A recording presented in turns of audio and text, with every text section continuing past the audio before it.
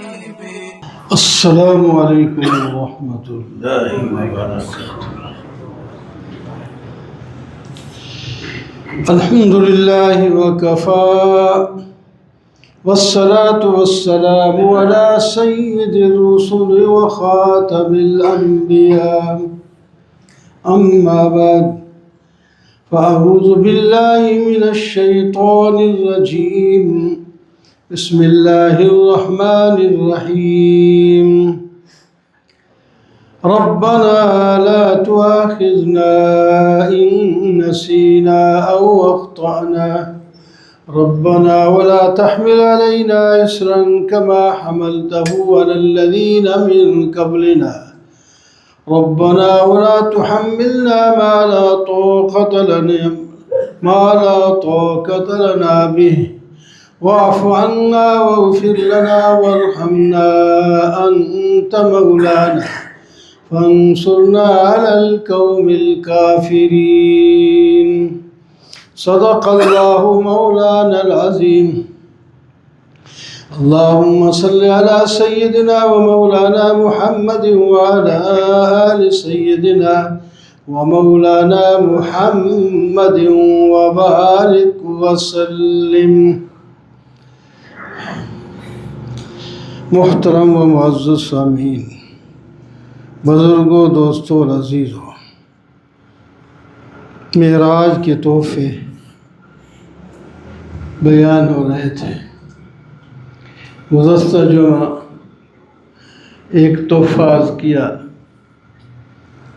کہ اللہ تعالیٰ نے معراج کے موقع پر آپ کو یہ تحفہ دیا کہ آپ کی امت کا کوئی شخص اگر شرک کر کے نہ یا باقی جتنے بھی گناہ اس نے کر لیے ہوں تو ان کی بخشش کی صورت ہو سکتی ہے، لیکن مشرک کی نہیں ہوگی۔ دوسرا تحفہ یہ جو مشرک کی نہیں ہوگی، یہ مرنے کے بعد دنیا میں وہ بھی توبہ کرے تو اس کی بھی بخشش ہو جائے۔ دنیا میں مشرک بھی توبہ کرے، معافی ہو جائے، انعام ملے گا۔ یہ شرک کے ساتھ جو مر جائے اس کی بخشش نہیں ہوگی۔ باقی گناہوں کو کی بھی دنیا میں توبہ کر لے، بخشش ہو جائے گی۔ اگر نہیں بھی توبہ کر سکا، ان گناہوں کے ساتھ چلا گیا، تو پھر عرض کیا تھا تفصیل کے ساتھ، اس کی صورت کوئی نہ کوئی بخشش کی ضرور نکلے گی۔ اگر جہنم میں بھی جانا پڑ گیا تو آخر کار جہنم سے بھی نکل جائے گا، مشرک نہیں نکلے گا۔ بس یہ فرق ہے، یہ نہیں کہ باقی گناہوں کی اجازت ہے، مرضی ہے، کری جاؤ۔ گناہ تو علماء فرماتے ہیں جس کو ہم چھوٹے سے چھوٹا گناہ بھی سمجھتے ہیں، ہمیشہ کے لیے اللہ تعالیٰ اس کے پاداش میں جہنم میں ڈال دے تو یہ انصاف ہے، ظلم نہیں۔ چھوٹا جس کو ہم چھوٹا گناہ سمجھتے ہیں، اللہ کی شان بہت اونچی، اس کی نافرمانی کرنا بہت بڑا گناہ ہے، اس کو ہم ویسے چھوٹا بڑا سمجھتے رہتے ہیں۔ تو دوسری سورہ بقرہ کی آخری آیت میں ایک دعا سکھائی گئی، اور اللہ تعالیٰ نے نبی علیہ السلام سے فرمایا جو یہ دعا مانگے گا میں دعا قبول کر لوں۔ دعا قبول کر لیں۔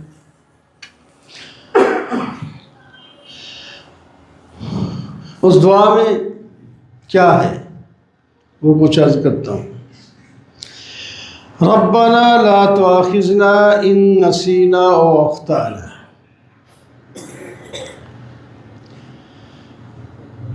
اللہ تعالیٰ خود سکھا رہے ہیں، یوں دعا مانگو، اے ہمارے رب اگر ہم بھول جائیں یا چوک جائیں ہمارا مواخذہ نہ کرنا۔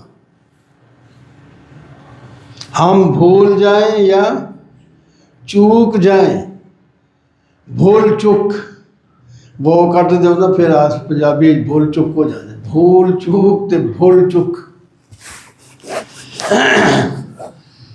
اس پر مواخذہ نہ کرنا۔ اللہ تعالیٰ نے فرمایا نہیں کروں۔ بھول چوک، بھول چوک میں فرق یہ ہوتا ہے، بھول میں اس آدمی کو چیز یاد ہی نہیں ہوتی کہ یہ کرنی ہے نہیں کرنی ہے، گناہ ہے، اور چوک میں اسے یاد ہے لیکن اس کے خلاف کر بیٹھا۔ اس کی مثال دیتے ہیں جیسا کہ روزے دار وضو کرنے لگتا ہے، اسے روزہ یاد ہے کہ گلے میں پانی چلا گیا تو روزہ ٹوٹ جائے، یہ مسئلہ ہی پتہ ہے، لیکن اس نے جب کلی کی تو پانی کھینچا تو گلے میں چلا گیا، یہ چک گیا، اسے یاد تھا روزہ، بھولے سے تو باویں پی گیا، پانی پیٹ بھر کے ہی پی لیا، کھانا بھی کھا لیا، اسے یاد ہی نہیں روزہ۔ جب فارغ ہو میرا تو روزہ تھا اور میں اس کا روزہ ابھی بھی باقی ہے، یہ بھول تھی، ہم نے معاف کر دی، پیٹ بھی اس کا بھر گیا، کھا پی بھی لیا، اور روزہ اور جو خطا ہے اس میں اتنا ہے کہ ایک روزہ اور رکھے، کفارہ نہیں ہوگا پھر بھی، ورنہ تو کفارہ ہوتا ہے جان بوجھ کے روزے کو توڑنا، اس کفارہ ہوتا ہے اس کو 2 مہینے لگاتار روزے رکھنے پڑتے ہیں، وہ نہیں ہوگا۔ چوک گیا، صرف ایک روزہ قضا کر لے بس، یہ بھی تو معافی، اس میں بھی تو ہو گئی نا، ورنہ پورے 60 دن روزے رکھتا مشکل ہوتا۔ جی یہ بھول چوک، اللہ تعالیٰ ایک ہوتا ہے بھول چوک کا ایک تکوینی طور پر یا اس کی ذاتی طور پر ایک خصوصیت ہوتی ہے، وہ تو ہو ہی جاتی ہے، مثلا کوئی آدمی بھول کے زہر کھا لے تو بھول کے کھا لیا، خودکشی کا گناہ نہیں ہوگا، ویسے تو زہر کھا لے خودکشی کا گناہ ہے، خودکشی سخت گناہ ہے، بڑا بدترین گناہ ہے، لیکن موت کا سبب تو ہو سکتا ہے پھر بھی، کیونکہ اس زہر کے اندر یہ ایک چیز ہے کہ آدمی مر سکتا ہے، اس میں بچ بھی جائے تو اللہ بچا بھی دیتے ہیں، لیکن عام طور پر زہر کھائے گا تو مر جائے گا، بھول کے کھائے تو بھی، جان کے کھائے تو بھی، یہ اس کا اپنا ذاتی طور پر اللہ نے جو اس کے اندر اثر رکھا ہے، باقی تھا یہ خودکشی بنتی ہے زہر کھانا تو اس کا گناہ نہیں ہوگا، بھول کے کھائے اسے، جان کے کھاتا تو پھر گناہ ہوتا، زبردست گناہ ہوتا۔ تو یہ ہے، اللہ تعالی نے فرمایا یہ دعا مانگو، یا اللہ ہماری بھول چوک پر مواخذہ نہ کرنا، نہیں کرے گی اللہ تعالیٰ۔ 2 یہ ہو گئے، تیسری ربنا ولا تحمل علينا إصرا كما حملته على الذين من قبلنا، یا اللہ ہمارے اوپر وہ مشکل احکام نہ لاگو کر جو پہلی امتوں پر تھے، مشکل احکام ہمارے لیے احکام آسان کر دے، یہ بھی اللہ تعالی نے کر دیا۔ یہود پر یہ حکم تھا بعض گناہوں میں جب وہ کرتے تو ان کو حکم تھا کہ وہ ان کی توبہ تب قبول ہوگی جب اپنے آپ کو قتل کر دیں، یا ایک دوسرے 2 معنی اس کے کیے جاتے ہیں، آخر آپ کو دینی قتل کرتا ہے دوسرا کر دیں اس کو، اس کے لیے تیار ہو جائے۔ مثلا بچڑے کی انہوں نے جب پرستش شروع کی تو اس کی توبہ یہ کی گئی کہ اپنے آپ کو قتل کر دو، انکم ظلمتم انفسکم باتخاذکم العجل فتوبوا الی بارئکم فاقتلوا انفسکم، تم نے بچڑے کی پرستش شروع کی ہے، اب اپنے آپ کو قتل کرو، قتل کرنا پڑا ان کو، شروع کر دیا تو پھر اللہ نے آگے معاف کر دیا، بجے تم نے قتل کر دیا تھوڑے بہتوں نے، اب ہم باقیوں کی کب ویسے توبہ قبول کر لیں، تم نے ماننا شروع کر دیا، بس بندہ ماننے پہ آ جائے نا پھر اللہ کی طرف سے مہربانی آ جاتی ہے۔ تو لیکن یہ ان کی توبہ. تو ہم اخلاص کے ساتھ توبہ کر لیں، ندامت کر لیں کہ یہ ہم نے غلط کیا ہے، تو اللہ تعالیٰ معاف کر دے گی. معاف کر دے گی، آسان ہو گیا. یہود پر ایک یہ حکم تھا کہ انہوں نے ابھی کوئی کپڑا پہنا ہے، نیا ہے پرانا ہے جو بھی ہے، اس پر اگر کوئی نجاست لگ گئی کسی جگہ، اگر نجاست لگ گئی تو وہ کپڑا دھو کے پاک نہیں ہوتا، اس جگہ کو کاٹ لو. ایک آدمی بڑا اتنی جگہ گلا یہ کاٹ دے گا تو بیکار ہو جائے گا. ان کا کپڑا نجاست سے اگر پاک کرنا ہے تو وہ پانی سے پاک نہیں ہوتا تھا، اس کو کاٹ کے پھینکنا پڑتا تھا. اس امت پر یہ ہے کہ تم 3 دفعہ اس کو دھو لو. اگر وہ نجاست نظر آتی ہے تو خواہ 1 دفعہ 2 دفعہ دھونے سے صاف ہو جاتے پاک ہو گیا. نظر نہیں آئی، ایسی بھی ہوتے نظر نہیں، پیشاب ہے کیا ہو پتہ نہیں چلتا، سب خشک ہو گیا، اس کو 3 دفعہ دھو تو صاف ہو جائے. اور جو دوسری ہے وہ نجاست 3 دفعہ 1 دفعہ 4 5 دفعہ بھی دھونا پڑے، جب تک اس کے اندر اس کے سامنے نجاست لگی ہوئی ہے نظر آتی. ایک ہے داغ پڑ گیا نجاست تو ہر ختم ہو گئی، لیکن وہ کچھ ابھی داغ ہے، اس کا کوئی فرق نہیں پڑتا، رہنے دے اس کو.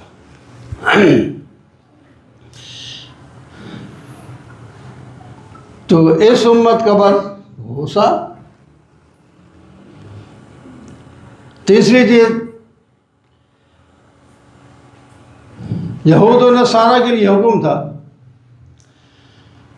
تم عبادت خانے بناؤ، جو تمہارے اوپر نماز وغیرہ جو فرض ہے تم اس عبادت خانے میں کرنی ہے، باہر نہیں ہو سکتی. جہاں کہیں ہو اپنی عبادت خانے میں پہنچو تو وہاں نماز ادا کرو، وہاں عبادت کرو. اس امت کے لیے فرمایا، اللہ تعالیٰ کے نبی فرماتے ہیں میرے لیے اللہ تعالیٰ نے ساری زمین کو مسجد کا حکم دے دیا ہے. جہاں کہیں بھی ہے وہی نماز پڑھ لے، نماز ہو جائے گی. باقی فرق یہ ہے مسجد میں زیادہ ثواب ملے گا، پھر جماعت سے اور زیادہ ثواب، وہ الگ بات ہے. تو نماز اس نے کہیں بھی پڑھ لی، پاک جگہ اس نے دیکھی ہے، پاک جگہ وہاں پیشاب وغیرہ کوئی گوبر شوبر نہیں ہے، وہاں پڑھ لی تو نماز وہاں بھی ہو جائے گی. پہلی امتوں کی نہیں ہوتی تھی. کتنا آسان ہو. اسی طرح پاکی کے لیے پانی کا ہونا ضروری ہے، یعنی کسی چیز کو پاک کرنا ہے، وضو کرنا ہے تو پانی نہیں ہے تو وضو نہیں ہو سکتا، پاک نہیں ہے تو نماز نہیں ہو سکتی.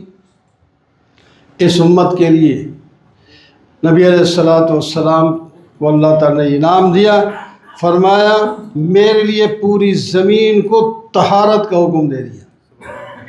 پانی نہیں تو پاک مٹی سے تیمم کرو، تمہاری پاکی آ جائے گی. خواہ تمہیں غسل کی ضرورت تھی، خواہ تمہیں وضو کی ضرورت تھی، دونوں صورتوں میں تم نے صرف ایک جیسا تیمم کرنا ہے. وضو کے لیے الگ اور غسل کے لیے الگ نہیں ہوتا تیمم، چھوٹا سا تیمم ہے، کوئی مشکل بھی نہیں. جب شروع میں تھے صحابہ کرام کو ابھی تفصیل کا علم نہیں تھا، 2 صحابی ہیں، وہ ان کو غسل کی ضرورت پڑ گئی. ایک نے تو اسی طرح جس طرح وضو کا تو کیا تھا نبی علیہ السلام کے سامنے، کیا ہوتا ہے 1 دفعہ زمین پہ ہاتھ مار کے منہ پہ ڈالنا ہے، دوسری دفعہ یوں ہاتھوں پر، اور تیسری نیت کرنی ہے، بس اور کچھ نہیں کرنا. 3 کام، پاؤں کا کچھ نہیں کرنا، مساج نہیں کرنا، کچھ نہیں کرنا. نیت کر لو کہ میں پاکی کی نیت کرتا ہوں کہ مجھے نماز پڑھنے کی اجازت مل جائے، اسی قرآن پڑھنے کی. اور اس طرح 2 ضربے مارے اور نیت کر لے، بس ہو گئی. اب نماز پڑھے، اس میں کوئی فرق نہیں. وہ جس طرح اس طرح نہا کر نماز پڑھتا جیسے اس کا ثواب ہے، اسی طرح یہ اس نے تیمم کر کے پڑھا. لیکن تیمم جب وہ نہ کر سکے تب یہ ہوتا ہے، یا پانی ہے ہی نہیں، یا پانی ہے تو صحیح لیکن استعمال پر قادر نہیں ہے، کوئی صورتیں بہت سی ہوتی ہیں، تب پھر اس کو شک نہیں کرنا چاہیے کہ نہیں پانی بھی ادھر موجود ہے، میں کیا کروں، کیسے نہیں ہو سکتا، اس وقت نماز چھوڑ دیتے ہیں، یہ غلط شیطان پڑھا، نہیں کر سکتے تم استعمال چھوڑ دو، مٹی میں تیمم کرو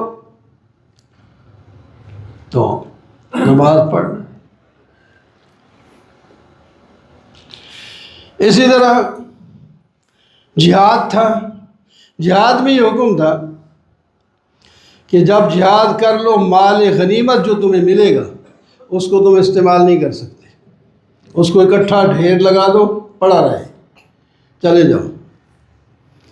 تو رات کو اللہ تعالیٰ آگ بھیج دیتے، وہ آگ اس کو جلا کے رکھ دیتی، جل گیا ختم ہو گیا۔ اگر نہیں جلا تو پھر اس کا مطلب یہ تمہارا وہ جہاد میں کوئی غلطیاں قبول ہی نہیں ہوا، یا قبول یہ ظاہری علامت تھی اس کی، اگر وہ جل سڑ گیا اڑ گیا جدھر گیا تو پھر جہاد بھی قبول ہے۔ لیکن اس امت کے لیے اللہ تعالیٰ نے فرمایا یہ تیرے لیے، تم جہاد کرنے کے بعد جو مال غنیمت حاصل کرو یہ تمام حلال مالوں سے یہ زیادہ حلال مال ہے، کھاؤ پیو، لیکن اس میں خیانت نہیں کرنی، بس اپنے حصے والا جو حصہ ملے گا وہ لینا ہے، بغیر حصے کے لیا تو خیانت کا گناہ ہوگا، زبردست گناہ ہوگا۔ اب کھاؤ پیو، اتنا ہی مال ہو گیا تمہاری۔ میں مثالیں چند ایک بھی، اور بھی بہت سے احکام ان پر، چربی ان پر حلال نہیں تھی، کچھ چربی حلال تھی، حلال جانوروں کی بھی کچھ نہیں تھی، کچھ حصہ نہیں تھا اس امت پر سب چربی بھی حلال ہے، حلال جانوروں کی، ان پر کچھ حلال جانور بھی حلال نہیں تھے، مثلا اونٹ ہے، یہ بطخ وغیرہ ہے، یہ ناخن والے جن کے پاؤں میں ناخن ہوتا ہے اور درمیان میں الگ الگ نہیں ہوتے، درمیان میں کھال بھی ہے ان کی، وہ ان کے لیے حلال نہیں تھے۔ گائے بھینس کے بھی دو ہوتے ہیں الگ، لیکن وہ الگ الگ ہوتے ہیں، درمیان میں کھال نہیں ہوتی۔ گھوڑے کا دیکھے تو ہوتے تو دو نہیں ہوتے، تو ایک ہی پیالہ سا ہوتا ہے پاؤں کا۔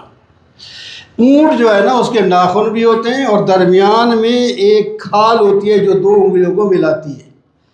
اسی طرح بطخ ہے، اس کا بھی ایسے ہی ہے۔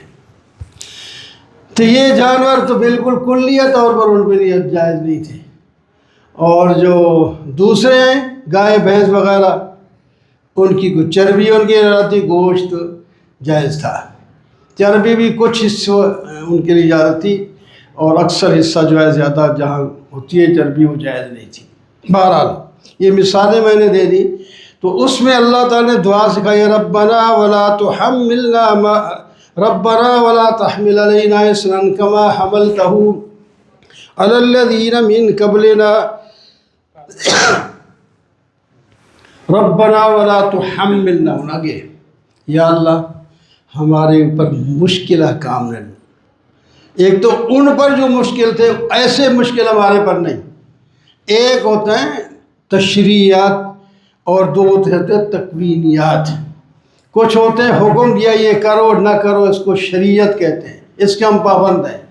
ایک ہے تکوینی، ہمیں پتہ نہیں ہوتا یہ بچہ پیدا ہو گیا، یہ مر گیا، یہ بیمار ہو گیا بندہ، یہ ٹھیک ہو گیا، یا فصل اچھی ہو گئی بری ہو گئی، اس کو تکوینیات کہتے ہیں، اس کے ہم پابند نہیں۔ اس کے لیے بھی دعا مانگی، یا اللہ تکوینیات کے جو احکام ہیں وہ بھی ہمارے اوپر سخت نہ ہوں جو ہم برداشت نہ کر سکیں۔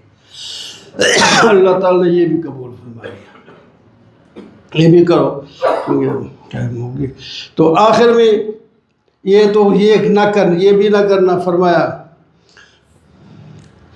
آخر میں فرمایا چار چیزیں اور فرمائی، فاعف عنا، مطلق، آگے کیا جو بھی گناہ ہوگا چھوٹا بڑا، فاعف عنا، ہمیں معاف کر دے گناہ، واغفر لنا، صرف بخش دے، اور وارحمنا، ہمارے اوپر رحمت کر، فانصرنا علی القوم الکافرین، کافروں کے مقابلے میں ہماری مدد فرما۔ 4 یہ ہو گئی دعائیں، تو 4 اس سے پہلے 8 چیزیں اس دعا میں ہیں۔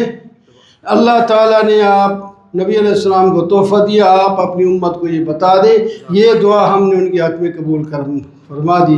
وَأَقُولُ قَوْلِي هَذَا وَالْحَمْدُ لِلَّهِ رَبِّ الْعَالَمِينَ۔